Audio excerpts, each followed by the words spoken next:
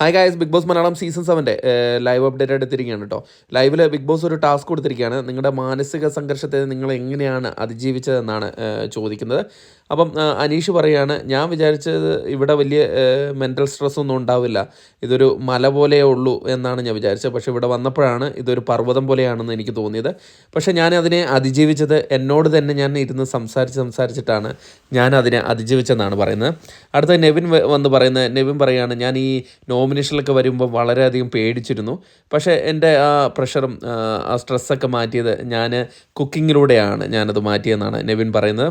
അത് കഴിഞ്ഞിട്ട് നമ്മുടെ ഷാനവാസ് വന്നിട്ട് പറയുന്നത്, ഞാനിപ്പോൾ കളമറിഞ്ഞ് കളിക്കാനാണ് ഞാൻ ശ്രമിക്കുന്നത്. ഞാനിപ്പോൾ എല്ലാവരോടും സംസാരിക്കാറുണ്ട്, നെവിനോട് സംസാരിക്കാറുണ്ട്, അക്ബറിനോടൊക്കെ സംസാരിച്ച് നല്ല കൂളായിട്ടിരിക്കാൻ ഞാൻ ശ്രമിക്കാറുണ്ട് എന്ന് നമ്മുടെ ഷാനവാസ് പറയുന്നുണ്ട്.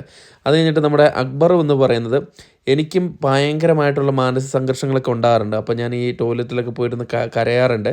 പിന്നെ ഓരോ ആൾക്കാരോട് സംസാരിക്കാനുള്ള ബുദ്ധിമുട്ടൊക്കെ മറക്കുന്നത് ഈ ടാസ്കിലൂടെയൊക്കെയാണ്. ടാസ്ക് ചെയ്യുമ്പം പിന്നെ എല്ലാവരുമായിട്ടൊക്കെ സംസാരിക്കാനും കാര്യങ്ങളൊക്കെ പറ്റുമല്ലോ. അപ്പം അത് ആ കാരണം കൊണ്ട് എൻ്റെ കുറച്ച് പ്രഷറും സ്ട്രെസ്സൊക്കെ കുറയാറുണ്ട് എന്ന് പറയുന്നുണ്ട്. അത് കഴിഞ്ഞിട്ട് നമ്മുടെ ആദിലയാണ് വന്ന് പറയുന്നത് കേട്ടോ. ആദില പറയുന്നത്, ആദില ഒരു കാര്യം പേരെടുത്ത് പറയുന്നുണ്ട്, അനിമോളുടെ കാര്യം പേരെടുത്ത് പറയുന്നുണ്ട്. അനിമോളെ കുറിച്ച് പലരും പറഞ്ഞിട്ടുണ്ട് ഈ ഫ്രണ്ട്ഷിപ്പ് എന്നൊക്കെ പറയുന്നത് യൂസ് ആൻഡ് ത്രോ ആണെന്ന്. പക്ഷേ ഞാനത് വിശ്വസിച്ചില്ല. പക്ഷേ അതെനിക്കിപ്പം മനസ്സിലായി എന്ന് ആദില പറയുന്നുണ്ട്. അത് കഴിഞ്ഞിട്ട് നമ്മുടെ സാബുമാൻ വരുന്നുണ്ട്. സാബുമാൻ വന്നിട്ട് പറയുന്നതെന്ന് വെച്ച് കഴിഞ്ഞാൽ, സാബുമാൻ വലിയ നെഗറ്റീവൊന്നും ഇവിടെ ഉണ്ടാക്കിയിട്ടില്ല. പക്ഷേ എന്നാലും ചെറിയ ചെറിയ പ്രശ്നങ്ങൾ ഉണ്ടാക്കിയിട്ടുണ്ട്. എന്നിരുന്നാലും പ്രേക്ഷകർ എന്നെ ഇവിടെ നിർത്തി. അത് എന്നെ കൂടുതൽ ഊർജ്ജം പകരുന്നു. എനിക്ക് കൂടുതൽ മാനസിക സംഘർഷത്തിൽ നിന്ന് മാറി കൂടുതലായിട്ട് ആക്റ്റീവായിട്ട് ചെയ്യാൻ സാധിക്കുന്നു എന്നാണ് പറയുന്നത്. അടുത്ത നൂറ വന്നിട്ട് പറയുന്നത്, എൻ്റെ മൈൻഡിനെ എനിക്ക് കൺട്രോൾ ചെയ്യാൻ സാധിക്കുന്നുണ്ട്, അതുകൊണ്ട് എനിക്ക് വലിയ പ്രശ്നങ്ങളൊന്നുമില്ല. അങ്ങനെ എൻ്റെ കൂടെ നിന്നവരൊക്കെ എന്നെ വിട്ട് പോയെന്ന് പറഞ്ഞാലും എനിക്ക് അത് ഒരു പ്രശ്നമായിട്ട് തോന്നാറില്ല, കാരണം എനിക്ക് മൈൻഡിനെ കൺട്രോൾ ചെയ്യാമെന്ന്. അത് അനിമോളിനെ ഉദ്ദേശിച്ചിട്ട് തന്നെയാണ് പറഞ്ഞിരിക്കുന്നത്. അടുത്ത അനിമോൾ വന്നിട്ട് പറയുന്നതെന്ന് പറഞ്ഞാൽ, ഞാൻ കുറേ പ്രശ്നത്തിൽ അതിജീവിച്ച് വന്ന ഒരു വ്യക്തിയാണ്. ഞാൻ കുറേ ലൈഫിൽ കുറേ കഷ്ടപ്പാടുകൾ നേരിട്ട് വന്നതാണ്.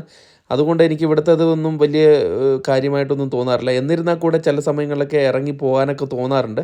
പക്ഷേ എന്നാലും ഞാൻ പല കാര്യങ്ങളൊക്കെ ഓർത്ത് അതിജീവിച്ച് ഇവിടെ നിൽക്കുകയാണ്. അപ്പം അതിലവിടെ പറയുകയാണ്, അങ്ങനെയാണെങ്കിൽ നിനക്ക് ഇറങ്ങി പോയിക്കൂടെ എന്നൊക്കെ പറയുന്നുണ്ട്, പിറുപിറുക്കുന്നുണ്ട്. അപ്പം ആദിലയും നൂറയൊക്കെ കറക്റ്റായിട്ട് തന്നെ അനിമോൾക്കെതിരെ തിരിഞ്ഞു എന്നുള്ളതാണ് ഇവിടെ സൂചിപ്പിക്കുന്നത്. അപ്പോൾ കൂടുതൽ അപ്ഡേറ്റുകളുമായി അടുത്തൊരു വീഡിയോ ആയിട്ട് കാണാം.